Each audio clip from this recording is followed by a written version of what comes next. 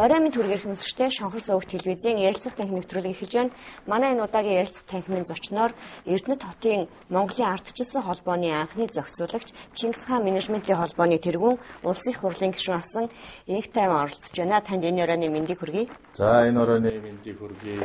90 оны ардчилсан хувьсгалын үйл хэрэгт мөр зэрэгцэн оролцож байсан шудраг осны тэмцэгч партизануудаа ардчлалын баярын гал халуун мэндийг хүргье. За тэгэхээр бидний ярилцлага одоо энэ ардчилсан хувьсгалын ойтой бас давхсаж байгаамаа. Тэгэхээр үүнтэй холбоотой үх түүхийг бас тантай ярих гэж бодсон юм аа. Тэгэхээр Монголд анхны ардчилсан хувьсгал за тэр тусмаас сонгуульд оролцоод Монголд одоо ардчлал ялсан энэ анхны ялалт бол одоо Эрдэнэтэд болсон гэдгээ 51.6%-аар 1990 онд ингээд Эрдэнэтэд ялж байжээ. Тэр үед одоо тэр ялалтын гол эзнийг одоо эргээ санахад бол гол авторын таныг байсан гэж ярьдаг. За тэгээд энэ тухай бас дурсаж ярих гэж бодож байна. Ерөнхийдөө бол өнөөдөр 23 жилийн дараах ч юм уу одоо энэ үчээс эргээд харахад бол одоо ховдод хамгийн анхны хувьсгал гарч байсан ч гэдэг юм уу. Ер нь олон талын олон хувилбартай дүгнэлтүүдийг хийдэг болж л дээ. Тэгэхээр та 23 жилийн өмнө 1990 оны 12 дугаар сарын 10-ны өдөр Эрдэнэтэд ер нь ямар үйл явдал болсон юм бэ? За яагаад Эрдэнэтийн сонгуулийг одоо анхны ялалт гэж үздэг юм бэ? Энэ тухай бас манай үзэгчдэд яаж өгөх сонирн байна? За. Залуу ээжтэй 89 онд би Эрдэнэт хотод 84 онд сургуулаа төгсчөөд тэгээд одоо залуу халуун сэтгэлээр хэсэг уран бүтээлчд нэгдэж улс орноо хөгжүүлэх, шинжлэх ийм одоо залуучуудын одоо их хөрөнгө сэтгэл дээр уран бүтээлчдийн тийм ориглон хүслээр бид нар эв нэгдний холбоо буюу инк гэдэг нэртэй уран бүтээлийн байгууллага нэг талаас. За уран бүтээл бол амьдралын туршлага одоо амьдралын тусгал байдаг учраас тухайн үеийн амьдралын тусгал нь бол өөрчлөх шаардлагатай юм нийгэмд бид нар тулаад ирсэн байна гэд уран бүтээлээ ярихлаар улс төрийн амьдрал руу ороо явждаг байсан. За ингээд бид нар бол инк гэдэг нэртэй улс төрийн бүлэгмэн байгуулж за манай бүлэгмэнд бол Эрдэнэт хотын залуу уран бүтээлчд болох яруу найрагчид, зохиолчид, за Нямбуугийн Нямд оржгаан удирдлаганд ор байдаг яруу найрагчид, за миний удирдлаганд ор ажилладаг залуу зураачид. За бид эхлээд одоо урлаг гэж юу юм бэ? Сонгодог урлаг одоо сайн муу ерөөсө урлаг гэдэг бол одоо муу муухайг жигшиж сайн сайхныг одоо ард түмэнд түгээн дэлгэрүүлэх гол энэ үүрэг. Тэгээ урлагийн энэ хэлбэр агуулга аль нэг намын үзэл сурталын зэвсэг байх ёсгүй. Амьдралын мөн чанарыг бид нар мөнхийн одоо ийм сонгодог урлагийн мөн чанарыг эхлээд таниулж ярьж эхэлсэн. Тэгээ энэ явж байгаа цаашаа нууц байдалд ороод энэ улс төрийн амьдрал болохгүй байна. Энэ улс төрийг өөрчлөхгүй болохгүй гэдэг. Танх нэртэй энэ улс төрийн бүлгэм цуглаан хийж эхэлсэн. За ингээд манай Эрдэнэтэд 3 удаа цуглаан, 4 дахь цуглаан дээр бас манай Эрдэнэтийн засвар механикийн заводын залуучууд, манай Доогоон бол тэргүүтээ Эрдэнэт хотын засвар механикийн заводын дэргэдэх Эвлийн хорооны одоо гишүүн залуучууд зөвлөлт холбоод улсад төлөх өр гэдэг юм ил гарч ирсэн. За энэ өр бол бидний залуу үед ирээдүйд маш их том дарамт болох нэ гэдэг. Тэгээ энэ засвар механикийн завод дээр байсан одоо залуучууд бол хаягдл төмрийг цуглуулж тэгээд энийг мөнгө болгоод тэр өөрөө одоо барагдуулахад хувь нэмрээ оруулах ийм залуучуудын хөдөлгөөнийг одоо бас уриалж ингэж гарч ирсэн. Тэгээ энэ хоёр бүлгэм нэгдээд Монголын ардчилсан холбоог байгуулсан. 12 сарын 3-нд Эрдэнэтэд манай Баатар нарын одоо манай хэсэг одоо ардчилсан холбооны бас залуучууд ерөөсөө 50 жагсаал хийгээд 12 сарын 3-нд анхны 50 жагсаалаа хийсэн. За ингээд бид 12 сарын 7-нд манай Уурхайчин соёлын ордонд тэр үеийн одоо Монгол Ардын хувьсгалт намын 5 дугаар бүгд турлын төлөөлөгчд Эрдэнэтээс явах төлөөлөгчдөд манай уран бүтээлчдийн нэгдлээс 3 одоо зүйлийг захиж бичиг болгож явуулъя гэсэн. За ингээд тэрийгээ бол 12 сарын 10 буюу хүний эрхийн одоо түгээмэл тунхаглалыг тунхагласан өдөр бид анх цуглаан зохион байгуулахаар ингээд зарлал гаргаад тэгээд энэ цуглааныг бол бүтэн сая өдөр байсан 12 сарын 10-ны өдөр. Тэгээ би Уурхайчин соёлын ордны Гоозун секторын эрхлэгч байсан. За миний мэдлэлд нөгөө үзэл суртлын бүх зэвсэг одоо хот даяар чанга эрэгчийг нөгөө наадмаар баяр ёслол Мартин 8 майныг одоо юу гэдэг тэргээр чи нөгөө явуулдаг Октябрийн баяраар тэр чанга эрэгчнүүдийг холбоод тэгээд би бол тэнд юу үлдсэн байсан гэхдээ зэрэг тэр үеийн одоо уугна гэж одоо манай театрын залуу жүжигчнэр хүний эрхийн түгээмэл тунхаглалыг маш чанга тод дуугаар уншуулад манай Кумо гэж хамтлаг байсан. Одоо энэ Кумо хамтлагийн дуу бичлэгийн өрөөнд маш цэвэрхэн бичлэг хийлгэсэн. За тэр бичлэгээр тэр хүүхдэд би ер нь юу гэсэн заа уугна чи одоо дэлхийн 2 дугаар дан эхлэхэд одоо улс оронд ямар их төгшүүр зарлж одоо Левитан гэж одоо тэр Левитан гэж одоо айхтар нэртэй одоо нэвтрүүлэгч аргил хоолойтой. Тэрний одоо тэр дуу хоолойг би сонсгож говорит Москва гэл тэгэл нөгөө информбюро Советского Союза гэж хэлдэг шүү дээ. Яг тэр тооноор ямар нэгэн өөрчлөлт, ямар нэгэн төгшүүртэй маягаар одоо жүжигчин хүнийг уншаатгаа гэдэг. Тэгээ уншуулчаад тэгээ нэгэнт зарлцсан байсан учраас 12 сарын 10-нд их цуглаан болох нэгэд 3-нд цуглаан болоход аюулаас хамгаалахын хүчний байгууллага тэр үеийн одоо юуны манай Эрдэнэтэд байсан дивизийн зохион байгуулалтанд орчихсон. Тэр 12 сарын 10-нд жагсаал болоход бол цэргүүдийг авчираад одоо нөгөө зүлэгний хажуу талын хогмоог янзлуулах гэж байгаа маягтай төр зөмөрж юутай ингэ цэргүүд ажил хийж байгаа маягтай зохион байгуулалтанд орчихсон. Энгийн хувцастай альвас хамгааллынхан жагсчихсан. Бүх албан байгууллагуудын намын өөрийн дарга нарыг, намын хорооны гишүүдийг одоо сонор сэрэмжтэй бай. Одоо улс оронд аюул болж магадгүй, орон нутагт аюул болж магадгүй гэдэг. Тэгээ бид нарыг ажиглахаар ирсэн. Тэгээ тэнд цугласан хүмүүс бол бидэнтэй бас дүүхүүц хэмжээний хүмүүсийг нөгөө бид нарыг хянаж байгаа тал бол зохион байгуулад одоо бий болгочихсон байсан. Тэгээ 12 сарын 10-нд бол ингээ аль биесээр бид нар зарлчихсан. Бүтэн сая өдөр манай Эрдэнэтийн одоо тэр 2 соёлын ордны дунд байдаг том талбайдаг бүр хөндлөн яг налда зах руу яг хүмүүс явдаг байхгүй. За явж байхад би бол нэг бүтэн сая өдөр байсан юм чинь тэгээд нэг 10 цагийн үед бол хүмүүс босоод 12 гэхэд бол ер нь их хүмүүс их хэмжээгээр явдаг энэ талбайдаг. Яг тэр үед нь ингээд бүх чанга эрэгчүүдээ хот даяар холбочихсон. Том ордны дээр байдаг, өндөр 9 давхруудын дээр байдаг чанга эрэгчүүдийг ингэж байгаад нөгөө бэлтгэгдсэн кассета ингэртээ хийчихэд ингээд орж ирсэн. Тэр үед үйлдвэрийн намын хорон дарга, бусад одоо байгууллагуудын намын хорон дарга нар уулзаад за чиний нөгөө жагсаал хүний эрхийн жагсаал чинь хүн эрхнүүдтэй хөө гэсэн.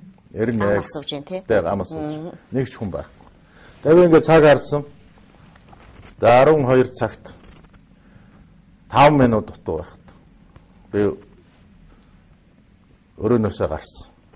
Тэгээд нөхдүүдтэй манай өрөөнд цугласан манай одоо инх клубийнхан мөн одоо манай засвар механикийн заводынхан доогон бол тэргүүтээ за хэдүүлээ гарнаа гэд. За хүн цуглах гэсэн би цуглуулнаа гэд.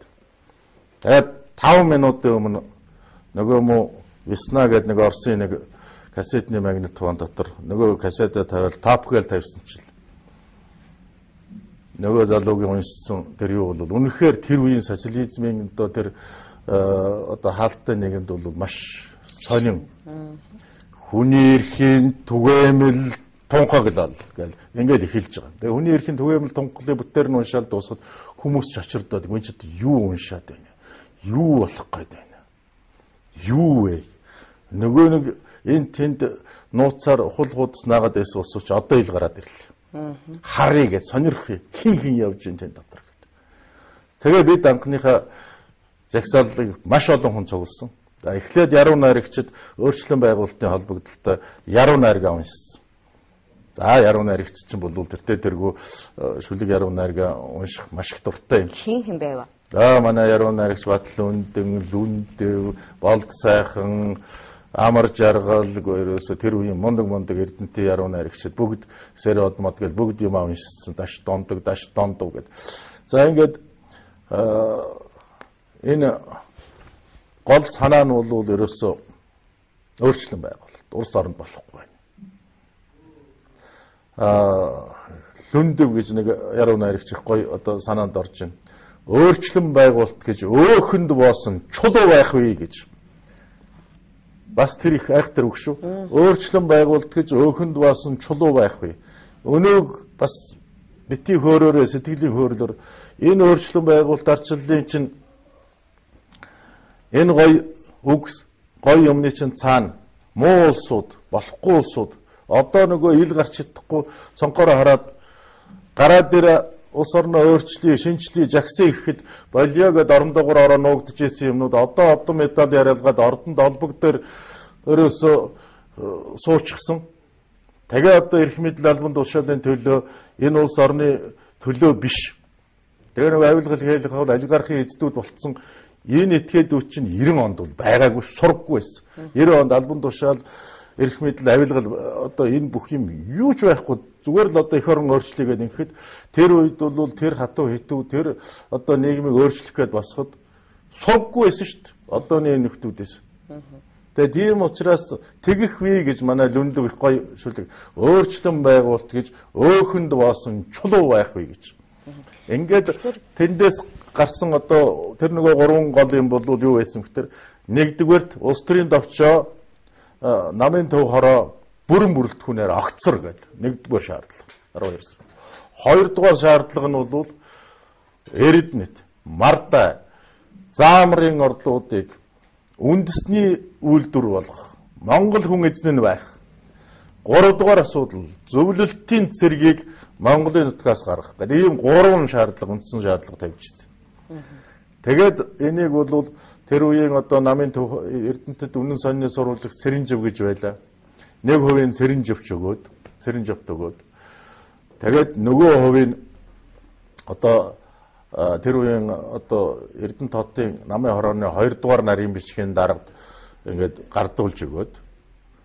За ингээд намын төв хорооны 5 дугаар бүгд турлын үр дүн харах гэсэн чинь намын төв хорооны 5 дугаар бүгд турлаас манай Эрдэнэтэд нэг хэсэг одоо хүмүүс одоо улс төрийн одоо зорилгоор одоо эрх аваагүй тийм одоо улс төрийн хууль бус байгууллага ажиллаж. Тэр чинь нөгөө Эрдэнэт чинь орсоор ярьдаг юм чинь неформальны политический организаций гэж байгаа юм л да. Тэр бидний байгууллагыг бол неформальны политический организаци байгуулагдаад тэрний одоо толгойлогч нь Эрдэнэт үйлдвэрийн гоо зүүн секторын эрхлэгч инх тайван байна. Инхлээ зэрэг Эрдэнэт үйлдвэрийн намын хороо муу ажиллаж байна. Тэгээ Эрдэнэт үйлдвэрийн намын хорооны дарга дэмжих сүрэн дээр маш их дарамт орж ирж байна. Харин тэнд бол үйлдвэрийн удирдлага, залуу удирдлага одоо отхон бэлэг гэж хүн байсан. За хотын дарга тогооч гэж энэ хүмүүс бол надтай уулзаад жишээлбэл тогооч дарга юу гэж хэлж ирсэн бэхтэр между нами говоря, я тебя поддерживаю. Энэ үхэндээ гэж хэлэхэд би чамайг дэмжиж чинь шүү. Ягаад гэхээр төрийн дээр нам байх ёсгүй шүү гэж. Отхон бэлэг захирал уулзаад юу гэж хэлж ирсэн гэхтээ зэрэг. За миний хувьд энэ үйлдвэрийг хэвэн ажиллуулах нь миний нэгдүгээр зорилго. За та нарыг ийм ярьж байгаа гэж манай намын даргад бол одоо Паунгийн дамнан манай намын удирдлагын зүгээс шахалж ирж байгаа. За би бол хэлж байгаа үйлдвэр хэвэн ажиллах нь надад чухлаа гэж. Тэгээд би отхон байлиг захиралтай жишээлбэл Эрдэнэт үйлдвэрийн асуудлаар, улс орны шинжилгээний асуудлаар ерөөсө гол уулздаг байсан. Тэгээд одоо манай талига зориг над руу утастаад. За Тайван бид нар одоо ардчилсан холбооны анхдугаар их хурлыг Улаанбаатар хотод зохион байгуулах гэж байна. Үйлдвэрчийн төв зөвлөлийн соёлын ордонд 3 өдөр болох хурлын зардал 250 мянган төгрөг байна. Бидэнд мөнгө алах. Чи надад отхон билэгтэйг нэг уулзаад тач гэдэг. Тэгээ би отхон билэг ерөнхийлөгчтэй одоо захиралтай уулзлаа. Тэр үед бол байгууллагын дарга нар нөгөө ардсан холбооны хүмүүнээс ч хайдаг байсан. Хил аманд оролцож чинь айгүй бол яг чинь билээ зүгтайгаа тойроод уулздаг байсан. Отхон билэг захирал ихсэх сайхан уулзж чинь хүлээгээд авлаа. За ямар асуудлаар явна гин. Тэгээд ир чинь нөгөө анх удаа монголчууд нэг цагаан сараа тэмдэглэдэг болцсон үе. Тэгээ Эрдэнэт үйлдвэрийн туслах аж ахуй гэж байсан. Туслах аж ахуй малчтайгаа отхон билэг захирал уулзаад Монгол дээртэй Монгол балгай хувцастайгаа ингээд үйлдвэрийн захирал хүн уулзаад явсан маш сонин содон фото зургнууд надад ингэж үзүүлдэг байхгүй. Тэгэхээр би бол жоохон ууртай нөхөр орж штэ тэр одоо мөнгө төгрөг нэх гэсэн тэр төр засгийг нураах гэсэн нөхөр очиж штэ. Тэгэхээр отхон билэг захирал хүлээж аваад за жин фото зураг сонирх сая би одоо туслах аж ахуй малчтайгаар уулзаад ирлээ. Монгол дээл хувцастай моринад явлаа. Манай орос дарга нар машин унаад явсан. Сонин байгаа үз гэд. Тэгээ нэг асуудлыг зөөлрүүлээд бас нүдээрмэд энэ манай нэг малчны охин нь оюутан зуныхаа өвлийнхээ амралтаар ирсэн байсан. Ажгүй охин байгаа үзгээл нүдээр мэл. Тэгээ надтай зүгээр жирийн яриа өрнүүлж хэлэхгүй юу. За тэгснэ гэнт ингээд миний нөгөө энэ эмоц жоохон сулраад ирэнгүүт ингээ яриад ингээд эхлэнгүүт би бас нөгөө мөнгө гоох гэж байгаа чинь за энэ дөрвөн талд булган таарцогтой морь өмдсөн энэ зурагчаар Хатанбаатар Магсаржив шиг гарсан байх шүү гэд би тэхгүй юу. Тэгсэл отхон байдаг захирал Хатанбаатар Магсаржив шиг нэг 3-4 хүн байвалч Монгол оронд хэрэгтэй байх шүү гэл. Тэгэл бид хоёр улс орноо өөрчлөх ийм чухал хурал болох гэж байна. Ардчилсан холбооны их хурал. Тэм учраас Монголын одоо гол үйлдвэрийг толгойлж байгаа хүний хувьд танаас би нэг 250 мянган төгрөг нэгж орж ирж байна. Та дэрийг үг. Өөр ямар асуудал байна гэж. Өөр асуудал байхгүй. Хэдэн хүн манай Эрдэнэтээс явах? 25 хүн. Хэдэн манай үйлдвэрээс явах? 20 явна. Тэм үү? За. Тэр 20 хүндээ би чамд 20 томилт гар үсэг зураг өгч. Доторхын чи өөрөө бодоод бичээрэй.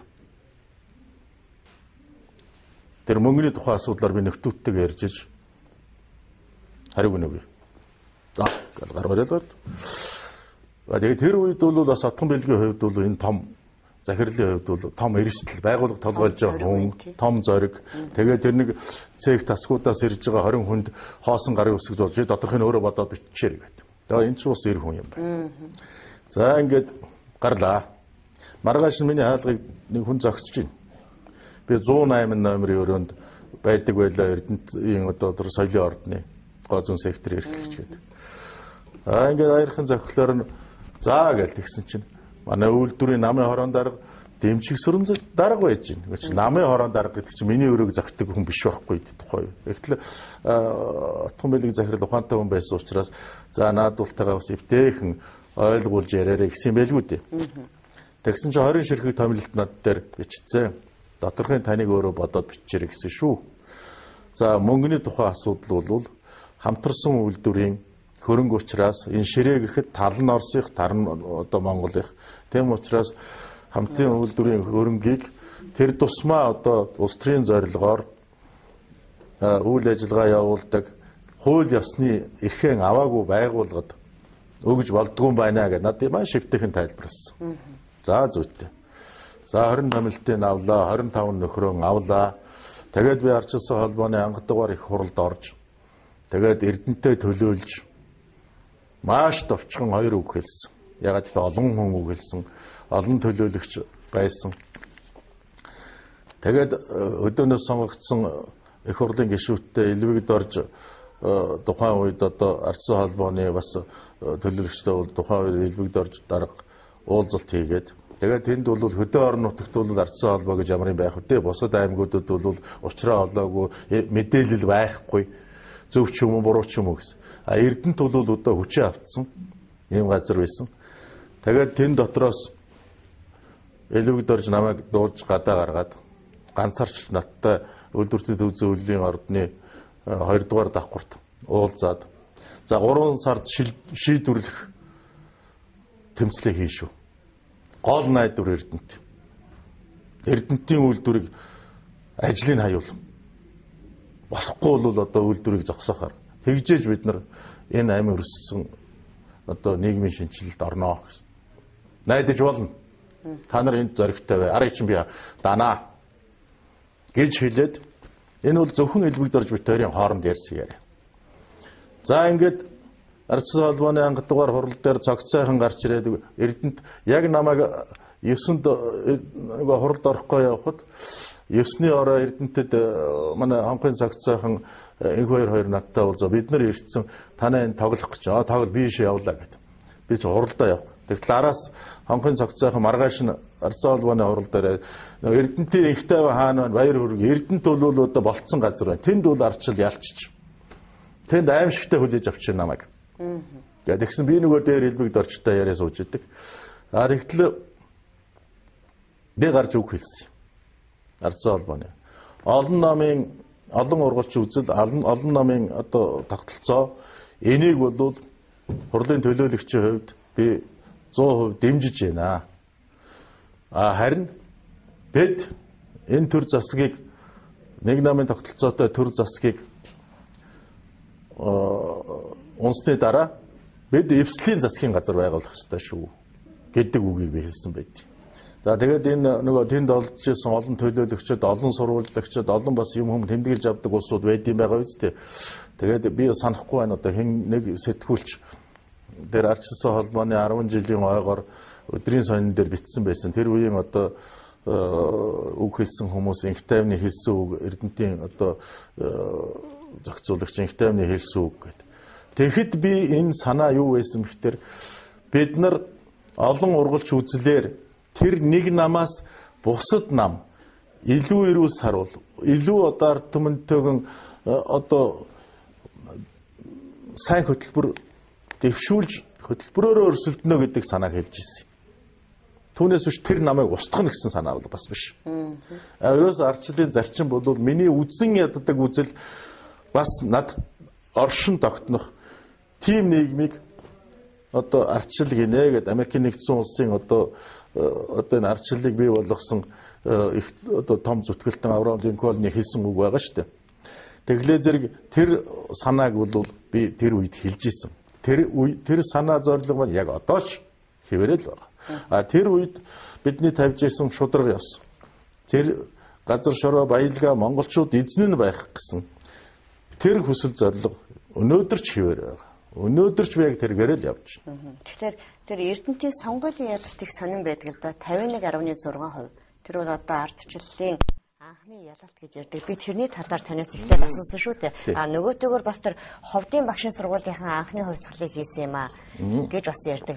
Тэгээ ховдын багшийн сургуулийнхан бас сүрхэн эдэр чинь оюутнууд 12 сарын 7-нд жагсан цугласан байдیں۔ Гэхдээ сонгуулийн үр дүн бол тухайн улс төрийн байгууллагын ажлын дүн шүү дээ. Тэгэхээр зэрэг ховдод биш, өөр аль нэгэн аймагт биш, зөвхөн Эрдэнэтэд 51.6% ялсны үр дүн нь бол эв нэгдэл, цул байдал, шудраг байдал. Нөгөө Чингис хааны хэлсэн одоо өөрөө үлгэрлэн байж шудраг байж шүдний махаар хоол хийж шүлсээр унд хийж хэрээр гихц хийж ингэж энэ төр улсыг байгуулах тийм шудраг хүмүүс байсан учраас. Тэгээд энэ чинь Эрдэнэт жоохон учраас инх тайвныг бүгд мэднэ. Хэдэн номоо тэвэр ямар цаасаа харьцаг үүрээд ирж исэн хэдэн хүүхдтэй болсон хүүхдээ яаж цэцэрлэг яашлтаа өгдөг өглөө Эрдэнэтийн нэмтэн дээр миний амьдрал ил. Нөгөө талаар Улаанбаатар хотод нөгөө манай ардчлалынхан чинь хүн болгон бас амбиц ихтэй байсан юм аа. Тэгэл хүн болгон нам байгуул. Зориг бол нэгдсэн нам, бүгд найрамдах нам, өчнөн нам байгууллаа.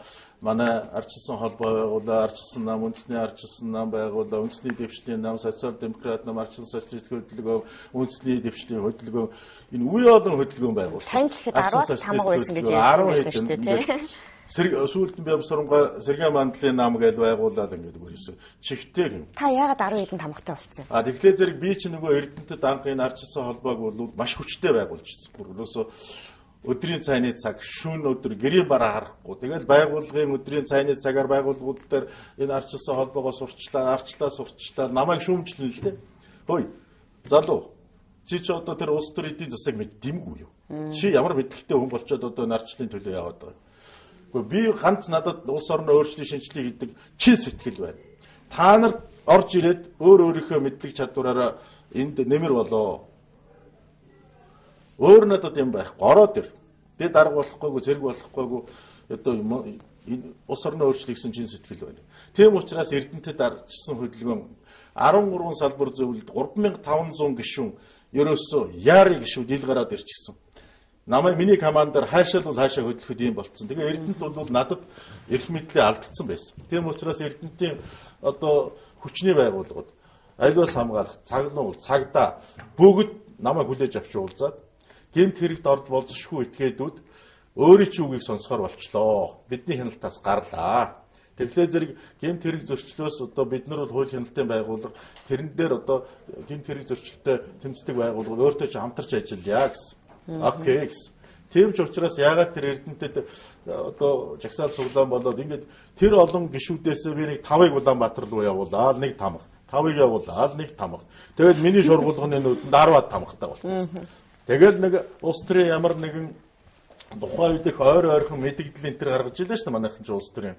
Тэр мэдгдлүүдийг чинь би бичээл тэгэл доор нь яриад так гэж 10 тамгаа дараад тас гэж 10 гаруй үсэг зураал ингээд болохоор чи Эрдэнэтийн ард түмэн юу гэж ойлгосон гэхээр энэ ардчилсан хүчнийхэн чи ив нэгдэлтэй юм байна. Цуул юм байна. Нэг зоригтой юм байна. Нэгдмэл юм байна гэдэг.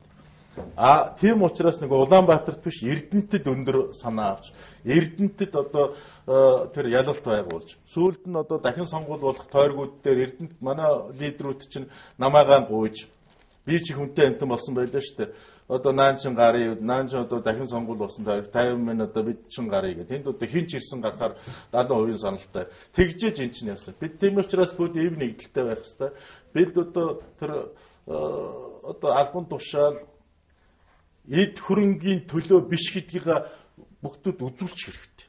Тэгээ ив нэгдэлтэй зүгээр л одоо энэ улс оронд шудраг бий болохын төлөө гэх юм бол тэгэл ерөөсөө тэгэл дуусаа. Энэ ард түмэн чинь ганцхан итгэл дээр л одоо энэ саналыг чи өгдөг байхгүй. Тийм учраас манай Эрдэнэтийнхэн бол энэ итгэл дээр ялсан. Дараа нь бид манай Эрдэнэтийнхэн чинь бол орон нутгийн бүх юугаар ардчилдаг гэсэн улс төрийнхөө бүх саналыг бүгдийг одоо хоёр судлаад улсын очир гишүүн бит өөртөө гэсэн. За ингээ ялчихтай зэрэг дараагийн асуудал юу болсон бэ? Дараагийн асуудал нөгөө Эрдэнэт.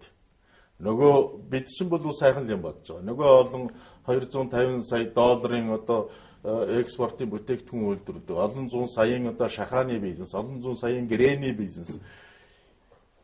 Энэ юм руу чинь тэгэл одоо энэ улс төрийн намууд чинь зүгээр тэрлүүл шумбаж штэ. Тэрлүүл хүнээ тавьж जैन, тэрлүүл тавьж.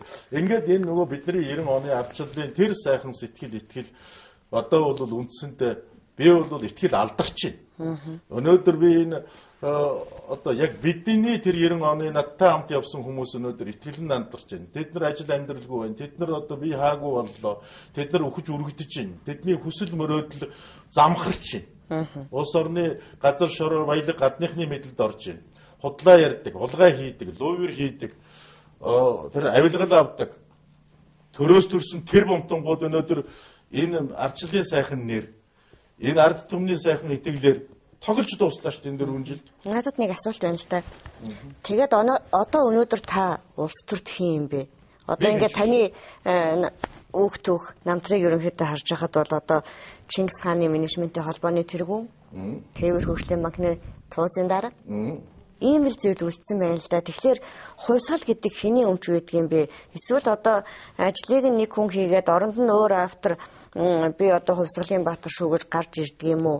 Өнөөдөр танд юу бодогдож чинь таныг өрөвцөндөө биш үү? Зүгээр л үнэн хаа байна? тэр үеийн хувьсгал хаа вэ? Хувьсгалын үр дүн хаа вэ? Энэ талаас нь сонирхсан юм л да. Өнөр өрөвдүүлдэг ч юм биш. Тийм л дээ. Ерөн зүгээр миний харамсаж байгаа юм, би өрөвдөж байгаа юм их орон алга болж байна. Газар нутаг алга болж байна. Төр алга болж байна. Төрийг бий болгодог одоо тэр шудраг төрийн зүтгэлтэнгүүд алга болж байна. Үндсэн одоо шудраг үнний дэнс байхгүй болцсон. Монгол дэнсгүй болцсон. Одоо шудраг биш юм ам болгонд хүн болгон одоо амтай болгон шудраг биш байна гэдээ ярьж байна. Тэр шудраг биш юмыг тийм ээ та шудраг биш байна гэд шийдвэр гаргадаг газар чинь шүүх прокурор цагдаа. Гэтэл энэ байгууллага бол зүгээр улс төрчдийн карманы одоо юм болчихсон. Энэ бол мөнгөтэй хүмүүсийн зүгээр одоо мөнгөнд нөхөлдөг тэдний одоо үйлчилгээний зүгээр одоо юу гэж хэлдэг энэ авсан авилгын бол одоо их бага хувийн тэд нар хүртэж байгаа байх л да. Тийм учраас зүгээр энэ авилагчдын угаац долоодог ийм одоо нотууд болчихсон. Ингээд хэлэх энийг яагаад би ингэж хэлж байна гэхдээ зэрэг энийг би хэлсэн юм шээ. Өнөөдөр сонгуул болж байна. Улс төрийн бүх удирдагч нар төрийг төлөөлж байгаа, намуудыг төлөөлж байгаа бүх хүмүүс ингэ хэлчихсэн. Манай одоо шудраг биш байна гэдгийг бол бүх намууд хэлж байгаа. Манай намынхан ч хэлж байгаа. Манай Монгол улсын одоо ерөнхийлөгч, ардчилсан ерөнхийлөгч Элбэг Доржийн хэлсэн үг байгаа. Монголд яагаад шудраг ус байхгүй байна вэ гэхдээ зэрэг энэ шүүх прокурор цагдаагийн байгууллагын нууц одоо хууль бус хэлхээ холбоо энийг таслахгүйгээр явахгүй гэж. Тэгээ шүүхийн шинжилгээ мэж гэж юм ярьж байгаа. Манай Монгол улсын их хурлын дарга төрийн бас нэг одоо төрийн 3 өндөрлөгийн нэг зээнг болд. Юу гэж хэлсэн бэ гэхдээ зэрэг одоо мөнгөтэд нь үйлчилдэг, мөнгүүд нь үйлчилдэггүй ийм л шүүхтэй, ийм л одоо цагдаатай, ийм л прокурортой гэдгийг дүгнээд маш хатуу хилээд цэг тавьсан байж байгаа. Байхгүй гэдгийг хэлсэн. Мөнгөтэд нь үйлчилнэ, мөнгүүд нь үйлчилдэггүй. Ийм цагдаа шүүх прокурортой байна гэд. Одоо энэ нь бол нөгөө нэг маш олон штрок гаргаад одоо ингээд ярьсан байж байгаа. За ингэхлээр зэрэг дүгнэлт ойлгомжтой. Бүх улс төрчид юу гэж ярьж байна гэхдээ зэрэг мөнгөтэд нь үйлчилдэг, мөнгүүд нь үйлчилдэггүй. Ийм одоо шүүх прокурор байна гэдгийг нэгэн дуугаар хүлээн зөвшөөрсөн. Тэгэхээр сая та энэ шторкуудыг ярьдаг нь бол улсын хурлын сонгуулийн үеэр тийм ээ ардчилсан намынхны энэ одоо хууль шүүхийн талаар, шүүхийн шинтгэлийн талаар хэлээдсэн тэр шторкийг хэлээд ах шиг байна л да. За энэ сонгуулийн дараа үр дүнд нь одоо ардчлалынханд монголчууд олонх саналаа өгсөн. Олоола боллоо эдгээр маань Монгол улсын ерөнхийлөгч, улсын хурлын дарга, ерөнхий сайд бүгдээрээ ардчлалын хүмүүс боллоо. Одоо яагаад өөрчлөгдөхгүй байна? Энүүнд эсвэл цаг хугацаа хэрэгтэй гараа нэрээ байна гэж та хэлэх үү?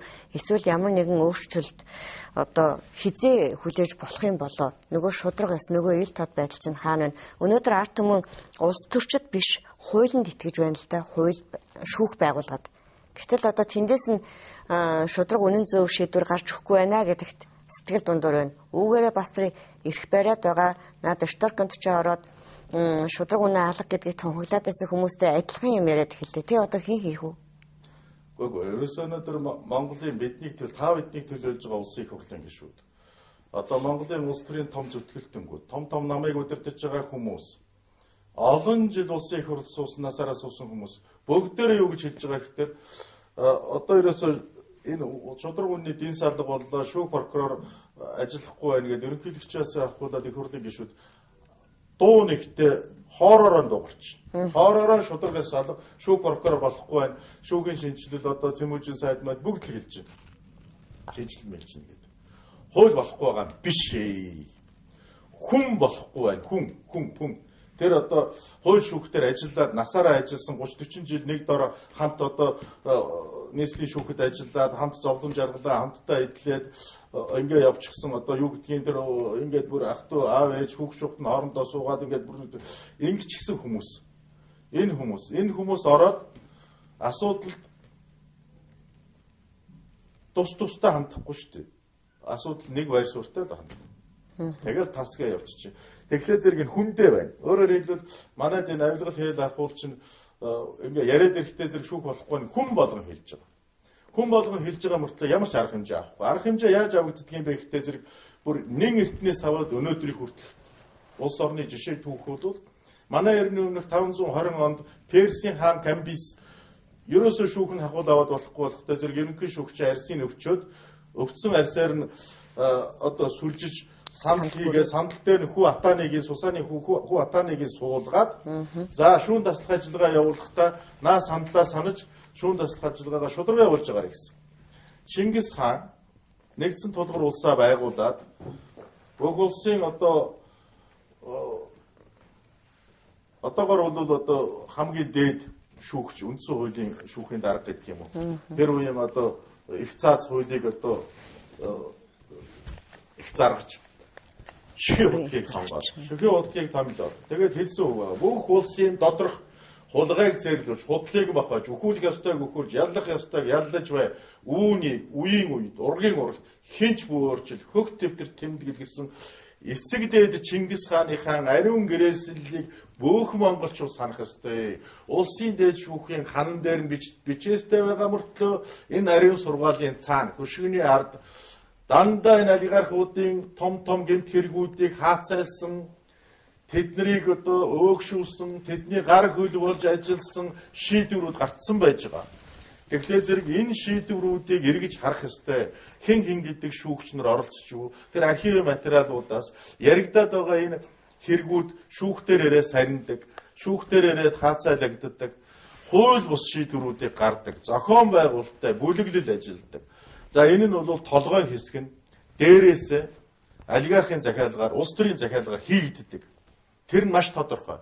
Гар хөлийн бол тэр доор ажиллаж байгаа жирийн шүүгчд, жирийн ажилтнууд, жирийн одоо доод шатны прокурорууд гүйцэтгэдэг.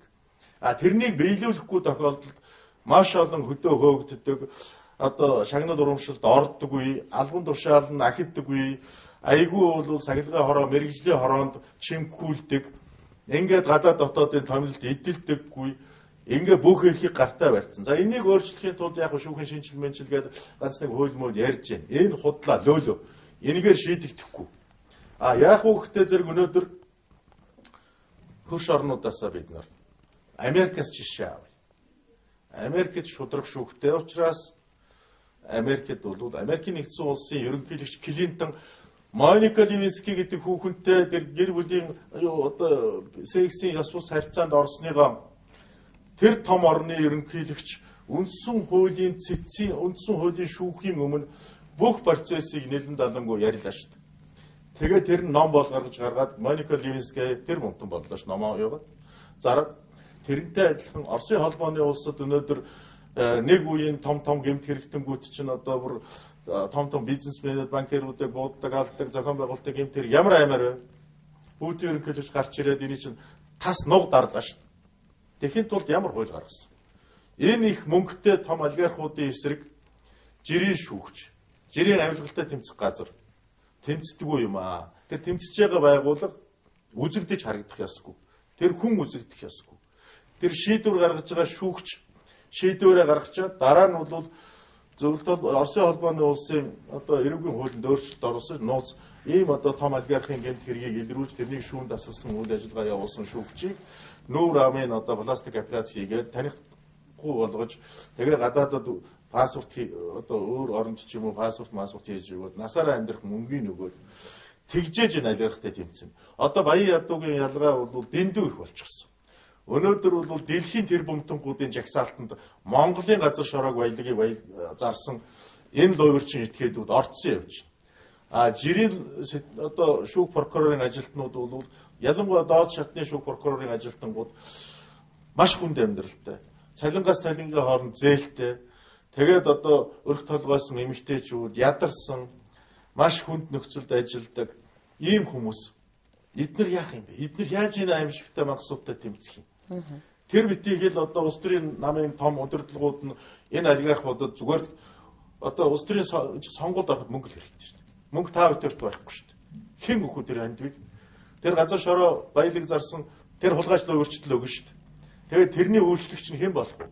Тэр сонгуульд гарч ирсэн тэр улс төрийн одоо өндөр албан тушаал сууж байгаа тэр эрхмүүд чинь эргээд нөгөө олигархын боол босгоны шороо болчихчих. Тэгээ эх орон тусгаар тогтсон тайчгүй.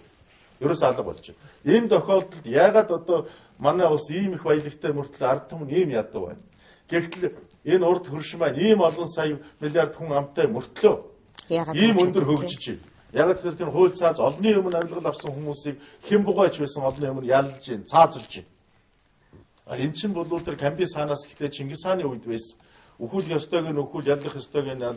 Худал хоёрыг байхгүй болгоо. Чингис хааныхаа 850 жилийн ойг хийсэн бол тэр ойгоор нь бид нар Чингис хааныхаа тэр зарилах сургаалыг биелүүлээд тэр одоо хулгайч дээрэмчдийг бол тэр одоо яллаа цаазлаад одоо тэр арьс марсаар санд ширээ хийгээд ингээд тавихаар өөр тийм дэгхэн хэрэгтэй. Тэгэхээр ийм байна л да. Одоо бид нэг нутаг дэвсгэр дээр амьдарч байна. Тэгээд та одоо Эрдэнэтэд бас л ингээл элбэг дорчтой одоо Монгол Улсын ерөнхий прокурор дөрөлдөж явдаа яаж явсан энэ бүх хүмүүсээ мэдэж байна. Энэ бүх хүмүүс амьд сэрүүн байна. Тэгээд та өнөөдөр яагаад энэ улс төрчидтэй яриад тийм ээ? За та 23 жилийн өмнөхийг санд бид юу ярьж байлаа? Яагаад энийг хийхгүй вэ? Яагаад ингэж Монгол хэвээрээ байна? Энэ талаар ярихаар юу гэдэг вэ? Эсвэл уулзах боломжгүй болсон юм уу? Эднэртэй одоо жишээлбэл сонгуулийн өмнө нэг төчнээ тэрбум төгрөг хандуулах гээд нэг том олигарх тэрбумтан нэг луйвэрчин уулзахад бол хүлээж аав. Ягаад гэхээр ял таныг уулзсан чинь уулзахгүй юм уу? Би уулзах гээд одоо зовоод байна шүү дээ. Уулзлаа гэд яах юм? Миний зовлон сонсоод ойлголоо гэж. Ойлголоо би одоо ядаж амлсандаа хүрээ гэж хэлж болдгоо юм уу? Ядаж амлсандаа анх ярьжсэн тэр юмдаа хүрээгээд мартчихдгийм болоо да. Одоо мартдаггүй юм. Одоо бол их зовлон энэ манай улс төрийн энэ өөрийнх нь тогтолцоо буруу байна. Ягаад гэхээр энэ тогтолцоогоор явахгүй. Энэ улс төрийн намайг гишүүнчлэлгүй болох хэрэгтэй. Улс төрийн намын одоо энэ сонгуульд бол энийг хэтвтэй яваад байгаа яах гэж явж байгаа. Та бүхэн амьдралыг сайн болгох гэж яваа мó. Тэнд байгаа шүүх прокурорын үйл ажиллагааг цэвэр болгох гэж байгаа мó. Үгүй. Энд ороодох юм бол ялсан намаа сандал суудалд орно. Ядаж нэг хороо ойрны дарга болно гэж явж шít. Тэгээд ийм бүлэглэлүүд ингэ явж. Харалта би одоо миний мэдлэг боловсрол Ленинград Еревний академик төгссөн 84 оны шилдэг диплом хамгаалчихсан. Одоо сая Путин бол ёс зүйн кодексийн тухай, кино урлагийн тухай, кино урлаг бол ёс зүйтэй байсан, ёс зүйгүй болчлоо. Үндэсний отечественный кинематографийн тухай том илтгэл тавилаа. Тэр илтгэл нь Оросын сайтуудаар тавилаа. Тэгсэн тэрэн дээр инх тайвны зурсан талын шүн гэж зургийг тавьдсан байна шүү дээ. Гэхдээ Данзан бажрын инх тайвны казакийн зураач гэдэг тавьдсан байлээ. Тэгээ одоо культуролог гэдэг сайт дээр тэгээд тавьдсан байна шүү дээ. Гэвч би бол одоо энэ мэрэгжил мэдлэгээ одоо энэ шинжилгээний засгийн газарт намайг ашиглая гэвэл ой модтой байгаль хамгаалах төлөөр одоо Монголын байгууллага урагшаа урсж яхад би ганцаараа тэмцэж энийг бол хууль санаачилж зогсоож ирсэн. Богсоогоо алагдаад дуусч яхад бугын чив засаа сүүл одоо хятад руу гараад богвол алга болж яхад бас л одоо нөгөө одоо байгаль орчны менежментийн холбоог төрийн бус байгуулад л одоо хүүхдийн парламент зохион байгуулаад сэтгүүлчдтэй өчнөө гурал зөвлөгөөн хийгээл семинар юм хийгээл гадны одоо байгаль орчны чиглэлээр ажилладаг төрийн бус байгууллагуудыг цуглуулж ирээд чихтэй болж байгаа л эдний чинь хаагаад авсан шүү дээ. Одоо бог өссөн байна. Тэр модын хаацсан мод нь бөөнөр Монголын яахын дагуу ярилцлал одоо тэр дохнарс тужи нарс энэ чинь бол хожуулын тал болчихсон байхад нь одоо эний чинь тэр мянган вагоноор урагшаа нүүрс гардаг байсан тэр үед тэр модл гардаг байсан. Тэрнийг зогсоосон шүү дээ. Тэгээ үр дүнд нь би баярлж явдаг. Монголчууд нөгөө олон жилээр зээлийн орон сууц хөтөлбөр нь биелэхгүй ингээд махаа зулгаж ирсэн. Үнэгүй модтой болчихгууд энэ тэндгүй гурвалж нөрүүлж модон байшингаа бариад бүгд орон сууцтай болоод хаалга цонхоо өөрсдөө хийдэг болчихсон. Сандан ширээг өөрсдөө хийдэг болчихсон. Тэгээ би бол өөрийгөө магтдаг. Гэхдээ энэ чинь одоо ярихаас өөр алга байлгүй шүү дээ. Би өөрийгөө ярихгүй бол намайг хинч ярихгүй шүү дээ. Тийм л байна шүү дээ. Тийм. Тэгээ одоо дэлхийд гайхагдах академийн шилдэг диплом хамгаалал бүдэн тэр Оросын сайтууд нь одоо тавиад байдаг. Өдөртөө соёл моёлын юм одоо миний чаддаг мэддэг газарт намайг тавихгүй шүү дээ. Одоо энэ яригдаад байгаа хэл ахуул авилгалын шүүх цагдаа прокурорыг нам болгох боломж байна. Би надад их мэдлэгүүд би энэ Монголыг ерөөсөө ямар ч хэл ахуулгүй болох бүрэн боломж байна. Ганцхан юу гэхтэй зэрэг маргаж болно. Улгай луйврыг зогсоодог ганцхан арга бол шүүх цагдаа прокурорын байгууллага 90 сар бол ажилладаг болох хэрэгтэй. Тэхийн тулд яах вэ гэхтэй зэрэг нэгдүгээр өндөр мэдээлэл чадвартай ийм одоо мэрэгжлийн хүмүүсээр энийг хангах ёстой. Ярагийн чимэд ерөнхий шүүгч байхад, Дэмбэрэл зүрэн ерөнхий шүүгч байхад хууль байдгаараа л байсан. Чимэд гуйг хахуул өгөх гээд үзэдээ тийм зоригтой улс төр хаана байна? Амьд хууль зогсож ш тэр чинь. Айн шүү дээ. Тэр чинь тэргээрээ бахархдаг, мэрэгжилээрээ бахархдаг.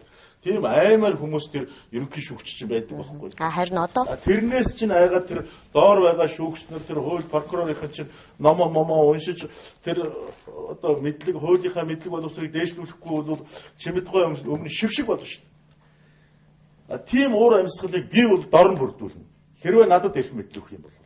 Хэрвээ би одоо энийг хэн хийж чадах вэ гэхдээ зэрэг манайд өнөөдөр тагнуулын байгууллагыг хүчтэй болгох ёстой. Тагнуулын байгууллага хэрвээ сайн ажилдаг байсан бол тэгвэл оюутлогын гэрээ хэлэлцээрд хэн хаана хинтээ уулзаад ямар өглөг авлага аваад байна, авах гээд байна, улс орны эрх шиг хаана хохирох гээд байна гэдгийг урьдчилаад мэдсэн бол өнөөдөр зовлон байхгүй. Тэр нөхдүүдийн материал тагнуулын төв газраас гарч ирээд ингээд орчих. Тагнуулын төв газрыг засгийн газар өөрөө томилдог учраас засгийн газрын булхайг тагнуулын төв газар илрүүлэх биш хаацаал.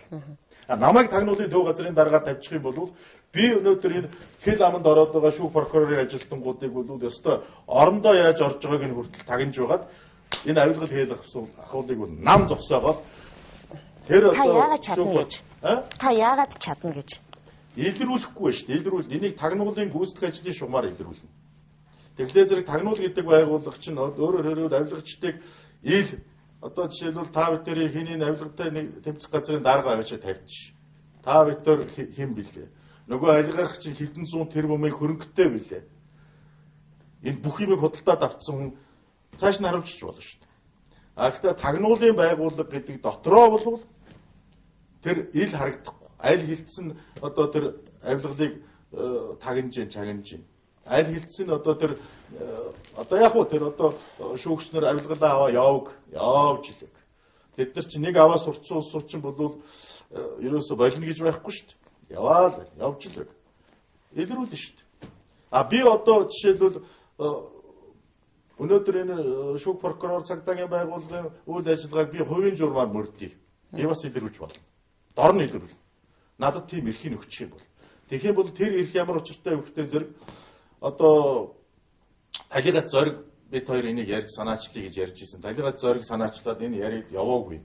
Тэгээ энэ зүгээр хамгаалтын юм болоо явчихсан. Энэ бол одоо хувийн мөрдөлтийн тухай хууль гэж. Хувийн мөрдөлтийн тухай хууль гэж энэ хууль бол гараад ирэхтэй зэрэг гадны тусгай албадууд манай төрийн албаныхныг одоо өөртөө хэлсүүлээд янз бүр болоод одоо манайд ингэ явлаа гэж бодоход тэрний эсрэг за манай яг одоо засгийн газраас байгуулагддаг тагнуулын байгууллага засгийн газартаа захирагдаа заавраар ямаа явж чадахгүй байх гэж бодчих. Тэгвэл үе олон хувийн мөрдөлтийн байгууллагууд эх орно гэсэн сэтгэлтэй хувийн мөрдөлтийн байгууллагууд энэ далд явж байгаа хөшгөний ард явж байгаа юм чинь тэд нар илрүүлээд байв. Маш амархан шүү дээ. Манайхан бол энэ ерөөсөө маш амархан.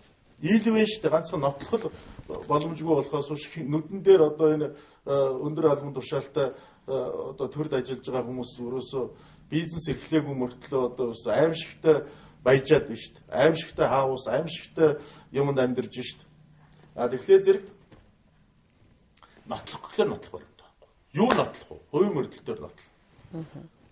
Зориг байсан одоо эний чинь ингээд бид хоёр одоо 96 онд энэ хувийн мөрдөлтөй хууль мөл гээд ингээд яриад дийлээгүй шүү дээ.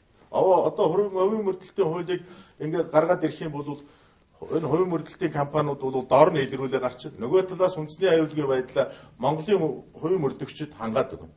Угаасаа энэ хувийн мөрдөгчид чинь бол одоо өмнө нь байсан л байхгүй. Зүгээр Монголд ард иргэд өөрөө мөрдөгчид байсан байхгүй. Санаж нөгөө бууд гээд кино дайны үеийн гэрхай бууд гээд тэр чинь хувийн мөрдөгч байхгүй. Тоолоо зогсчдаг, тэдэн онгоц нисэж чинь тэр тэгж гин гээд ингээд тоолоо зогсчдаг. Өөрөөр хэлбэл одоо тэр үед цаг түр хэцүү байхад манай малчид бол андахгүй дуран барайл хэдэн малаа дурандаа сууж яхад тэргээр нэг зүс танихгүй мартай манай энэ нутгил хүн биш дээ. Нэг нөхөр гараад өнгөрлөө гэл. Тэгэл дорн манай тагнуул аюулаас хамгаалахтай хэлчин. Тэгэл бариад давна. Ийм эн чинь өөрөө хувийн мөрдөлтийн асуудал. Тэгэхээр бидний ярьцлага өндөрлөх төхөж байна. Төгсгөлд нь танаас нэг юм асууя гэж бодлоо. Хэрвээ та үнэхээр эх оронч хүн бол үнэхээр шудраг ёсны төлөө гэсэн хүн юм бол заавал өөртөө эрх мэдэл гэлгүйгээр одоо эрх барьж байгаа энэ хүмүүс таны найзуучууд ээ тийм үү? Дөрөлг живийг та мэдж байгаа, Догоон болдыг мэдж байгаа, бүгдээрээ л Эрдэнэтес гартай элбэгдэж өнөөдөр ерөнхийлөгч болж байна. Монголчууд ардчлалаас төрсэн ард түмэндээ ойрхон гэж тодтогоод байгаа. Энэ хүмүүст өөртөө төрөөд байгаа санаа бодол, боломжоо бүгднийг санал болгоод одоо бичээдч байдаг юм уу, уулзаадч байдаг юм уу? Ямар нэг байдлаар энэ одоогийн байгаа байдлыг өөрчлөхийн төлөө ямар нэг алхам хийх гэсэн бодол байна уу? Ийм юм хийлэхгүй учраас намайг улсын их хурлд нэр дэвшүүлэхгүй байна. Улс төрөө шахаж байна. Та уг нь улсын хурлд нэр дэвших гэсэн юм уу? Хэдэн удаа 2004 онд би одоо энэ юунаас дэвшээд Сонгон хайрхан дүүргийнх нь намайг одоо улсын их хурлд намын хорооноос намайг дэвшүүлээ явуулсан. Тэгсэн чинь за одоо лидерүүд гараагүй 50 мянган лидерүүдээ гаргачих гэсэн. Би Баабрыга за миний өгшин дэвшчих гэсэн. Би 10 сая төгрөгийг би төлсөн. Тэгээд за 10 сая төгрөгийг чинь төлсөн шүү. За Баабар мэн чи очоод ялаад ирээрэй гэсэн. Тэгээд Баабар яг хөтөр ноолуур тамхи 3-ын алийг сонгох вэ гэсэн. Тэгээд нөгөө сонгон хайрхных чинь гайхан штэ чи ном ноолуур тамхи 3-ын алийг сонгох. Ноолуур гэдэг нь одоо жагаа хэлж байгаа. Нөгөө юуг энэ хэний хэлж байгаа. Дашторжи хэлж байгаа. Тамхи гэдгийг ном гэдгийг өөрөөгөө хэлж байгаа. Тэгэл байхгүй. Тэгээд жагаа гарч. Жагаа чи яг хөтө нөгөө том дэлгэсэн том ачааны дэргэний дэвшин дээр гарч байгаа л алуу хаалц мэтгэлцээ Баабар маань хаана явна алуу дуудаараа хаач өдөр нөгөө борог олдмолтыг ярмаар нь асуугаар нь уцаар нуцтаараа наач байгаа нөгөө дуудаад иргээл ингээл манер тийч хаалц мэтгэлцээ ингээл гараа явцсан. За манай Эрдэнэтийн их тайвныгаа дэвшүүл ягаад 2008 онд одоо өөр ингээд явсан. Тэгсэн чинь одоо нам маань одоо хүчээр ерөөсө оюун цэцэг гэж нэг охиныг дэвшүүлээл. Тэгээд эн чинь одоо энэ охин чинь зайлвал улс төрч мэдэхгүй, юу ч мэдэхгүй. Нэг жоохон тийм хөөрхөн оюун цэцэг гэдэг охин. Зайц тэгсэн чинь элбэг дорж дээр би ороод би ч одоо энэ 90 оныхаа ардчлалын үр шимийг авмаар байна шүү дээ. Би тэдний төлөө тэмцсэн. Одоо ингээд дунд нь зүгээр би намайг хүмүүх хэлнэ шүү дээ. 90 онд шал удлаа ардчил ярьж ирээд өөрөө алга болчихлоо гэж шүү дээ. Гэхдээ энийхээ үр дүнгийн аваа би одоо их хурлаа дэвший тамина гэсэн. Зээнх болд орж ирээд наа нөхөр чинь дэвших юм бол манай алтан гац барагч үзэхэд унгаан шүү наад нөхөр чинь. Тэглэн зэрэг би зээнх болдог бариад авсан. Чимүү юу яриад байгаа юм гээд. Тэгсэн чинь хэлбгээ босч ирээд та хоёр бойл бол. Тэгээ үр дүнний яасан оюун цэцгийг дэвшүүлсэн. Тэгээ би байхгүй. Сая орон нутгийн сонгуул боллоо л да. Тэгээ таныг бас говь алтаад явж гэнэ гэж дуулсан. Тэгээ таны явсан сумдад нэлээд ялалтай байгасан байлгүй л дээ. Та яа говь алтаагаас нэр дэвшүүлэхгүй гэж. Бас үүсэхээ боломж өгөхгүй байна уу? Боломж өгөхгүй шүү дээ. Тэнд бол зөвхөн ариун сангал 3 удаа дэвшүүлсэн болохоос инх тайвныг очиж болохгүй шүү дээ. Яагаад? Энэ чинь бүлэглэл байна шүү. Бүхэл бүтэн бүлэглэл нам практик нар одоо би утга агуулга байхгүй шүү дээ. Энэ яах гэж 90 онд би энэ ардчлалын төлөө явсан. Энэ намын төлөө яагаад явсан? Өнөөдөр би энэ газар шороо баялагаас баяжсан нөхдүүд ингэж явж болохгүй шүү дээ. Энэ баялагын чинь төлөө. Энэ бүхний төлөө тэгвэл одоо жишээлбэл сонирн биш дээ. Энэ баялагын төлөө одоо амь насаа зориулж исэн тэр хүмүүс халахын гол хайлаас манхан хамар даваа баян түн байдаг богдод амиа алдсан баатруудын гавьяаг тэгвэл яг гэж өгсөн. Ингээл байхгүй бол энийг нэг хүн аваа хармалчих байсан бол тэгвэл тэргээр баяжсан төрөөс төрсөн тэр бомтон Батлан хамгаалалтын амны сайд болох байсан бол тэгвэл тэр байлдагч тэгвэл байлдагчаасаа Баатар хүртэл генерал хүртэл явсан цог генерал энтрийн үлгэр жишээгээр тэгвэл одоо тэнд буу барьсан цэрэг эх орноо хамгаалах уу? Хиний юмыг хамгаалж байгаа. Сайдыг одоо жишээл Ажна Батэрднийг харна шүү дээ. Одоо энэ эх орны газрын шорооны төлөө хичнээн цус урссан. Тэгэхээр өнөөдөр энэ юм хүний одоо аль тэр нам гэлгүүгээр манай намд ч одоо улсууд байна. Жишээлбэл одоо ийм тохиолдолд бид яах юм бэ? Бид одоо өнөөдөр жишээлбэл дэлхийн 2 дугаар дайнд Жокгүй оронд жүүлэх байсан бол ялах уу ялахгүй юу? Одоо гинт одоо эх орон хамгаалах юм боллоо гэж бодоход Жокгүй дайны одоо командлагч манай Ажна Батэрдэн мөн үү шүү. Тэгэхээр жуулгаж таарах энэ би одоо жишээлбэл манай Тээвэр хөгжлийн банкн дээр зээл ингээл төлөгдөхгүй ингээл зээлийн хөрөнгө алга болоод барьцаа хөрөнгийн одоо хувьцаа 10 мянган ширхэг хүний хувьцааг аваад л ингээл эзнийг хайгаал туугаал байсан чинь манай Ажнабат Эрдэнэ аваа харбалцсан байж дээ. Тэгээд эн чинь би одоо намаа хамгаалж 4 жил явлаа. Миний 4 жилийн одоо уран бүтээлдээ зарцуулах, урс орондоо зарцуулах тэр цагнаар хөдөлмөр зөвхөн энэ шүүхтэд тулдсаар байгаа дууслаа. Гэтэл цаана улс төрийн бүлэглэл нөгөө мó ээж аавын минь байгуулсан нөгөө мó банкыг залгих. Тэгээд тэрэнд нь үйлчлээ явж байгаа хөөрхийн манай шүүх. Хөөрхийн манай миний найз энэ мó дээд шүүхийн мó зориг надтай ан гөрөө хийгээл өөр төрөдөө ороод өдөр шөнөгүй бид нар хамт явдаг байсан.